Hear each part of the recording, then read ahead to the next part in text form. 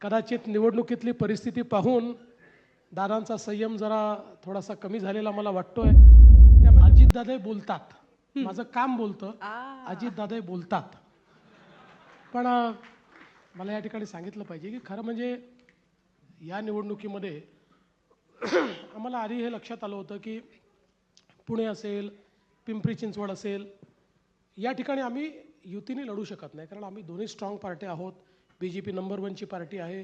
तर आम्ही ऑलरेडी हे ठरवलं होतं की आपण वेगवेगळे लढतो आहोत.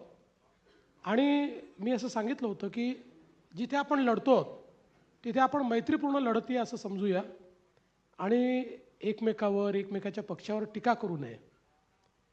मी आत्तापर्यंत तो संयम पाहिला आहे. त्यांचा संयम थोडा ढळला आहे. कदाचित निवडणुकीतली परिस्थिती पाहून दादांचा संयम जरा थोडासा कमी झालेला मला वाटतोय. त्यामुळे ते बोलत आहेत, पण 15 तारखेनंतर नाही बोलणार.